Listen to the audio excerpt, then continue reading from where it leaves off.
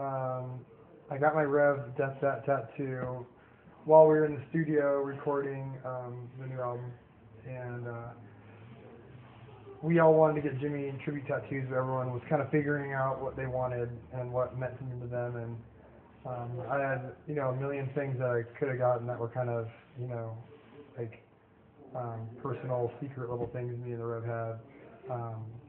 But I just wanted to get his Death That face on my hand because it represents, our time together in the band, and also it's on my hand and you can't hide it, and everyone will get to see it for the rest of my life, and so I wanted to represent him on stage while we're playing shows without him, and so, and I got it, Kat Von D did it, and she was cool enough to, she had a really busy day, and she had me come in and just totally hooked it up, and I think she understood, how much it meant to me, so it was cool to have her do it, have a friend do it, and stoked how it came out. My fondest personal memory, every day was a crazy memory with him. I couldn't even come close to figuring out one thing that was my favorite thing. I think one of my favorite things that I would do was to screw around with him on stage and like to look at him and make faces. If it was a bad show, I'd say like, "Get me out of here," and he's like, "Me too." Like, this show sucks, or it'd be like, "This rocks," and we're just two kids or 5 kids living out our dreams, so it was fun to screw around on stage, and we'd always come up with silly things to do, like he'd throw his drumsticks to me and I'd catch him and throw it back over my head, and then he'd catch it and play the rest of the song. It's just fun to do stuff like that on stage. So there's a million memories, just everyday stuff, but I wouldn't really be able to pull one out of those out. Well, we received a book of literally thousands of condolences from kids, and I guess that was really overwhelming because a bunch of people put this book together with pictures and from people all around the world. In countries we've never played, and just all sorts of cool, memorabilia from him. But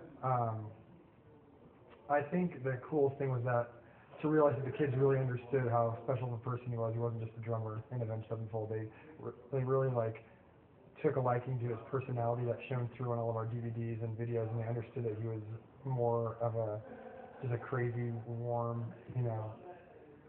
just very creative person. So that was the coolest thing to see, that kids realized he was much more than just a drummer in Avenged Sevenfold. The new record, I felt unsure before, but now it's still living kind of in a dream world. I can't believe it's coming out this soon, and it's been kind of a long process, when I look back on it, but really it seems like I can't believe we finished the record that fast. I really have no judgment on the music. I listen to it kind of as therapy at this point, and it's weird. Everything's separate. There's like the radio world and what's going on with the record and record sales, and then there's what the record means to me is just something completely different. So I still don't know what to think of it. I think the kids are going to enjoy it. I think our fans are going to. It's a therapeutic record for them, and hopefully other people outside of that can kind of learn a little bit about the Rev through it. My favorite song on the new record is "Save Me." It's the last song on the record, and it's a long song. It's 11 minutes. I'm a progressive rock type of guy, so that song to me has the coolest drumming and the coolest, adventure it takes you on. So that's just what I'm into. So I'm gonna go with "Save Me." It's kind of an open letter to Jimmy, and the ending is really haunting lyrically, and it was a song that he really wrote most of it, and we really worked on the choruses and did some extra tweaking to it, but it's a song that he considered his masterpiece, and I think it is. I really haven't got much feedback on Nightmare because no one's heard it. We're not really.